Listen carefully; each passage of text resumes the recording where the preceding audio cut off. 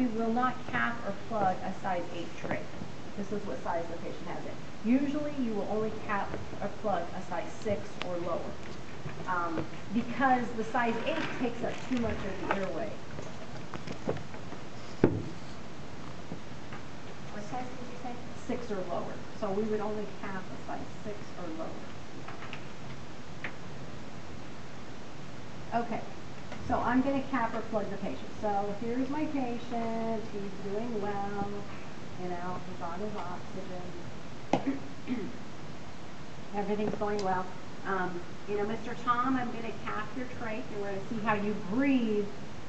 You're just going to be breathing normally through your mouth and nose. Because when we cap a trach, that means we completely occlude this, and we're going to see if he's ready to have the trach taken out completely. So the first thing I'm going to do is I'm going to deflate the cuff. So completely deflate the cuff. Okay. Then I have to completely deflate the cuff. The second thing is remove the inner cannula. I'm going to remove the inner cannula. And then the third thing is I'm going to cap the patient.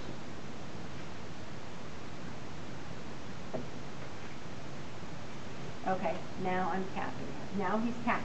Now, is he breathing through his trach anymore? No. Now he's breathing through his nose and his mouth, and he's able to breathe around the trach. Or if he had a fenestrated trach, he would be able to breathe around and through the little fenestration part, the hole. So fenestrations are meant for patients when they're weaning. So if he does well with it capped or plugged, the next step is to take the trach out completely. We'll just put some gauze over his stoma with tape, you know, like surgical type tape, and let it heal up. And the hole will heal. Now, what would happen if I forgot to deflate the cuff? Yeah, because now, see where the cuff is inflated? So now he can't get air into his lungs and he can't breathe out. So if you forget to deflate the cuff, he's going to suffocate. He'll let you know. You're going to have big problems really, really soon. Just a little sidebar just to help you remember.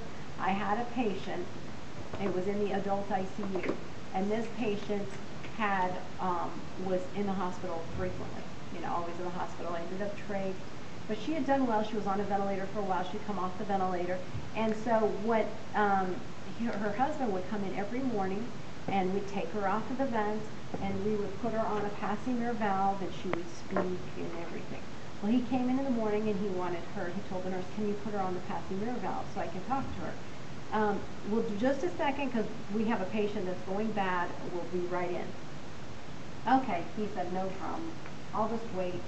So anyway, so he's waiting, and he's like, you know, I've seen the passing mirror place on the patient a lot, my life a lot. So I think I could just do it by myself. I don't need. So that's what he did. He said, oh, here it is, in the little thing. I'm just going to go ahead and place my wife on the passing mirror valve. Okay, so this is where his wife had the inner cannula in, the cuff deflated, and so all he did was take it out of the container and say, okay, there you go. Now you can speak. But he did not know that he had to deflate the cuff. So within a few minutes, she actually cardiac arrested. So remember, you must, with a passing mirror valve, as well as capping, deflate the cuff. Yeah. Yeah. Huh? Yeah, exactly. On accident. I just wanted to talk to her. Huh?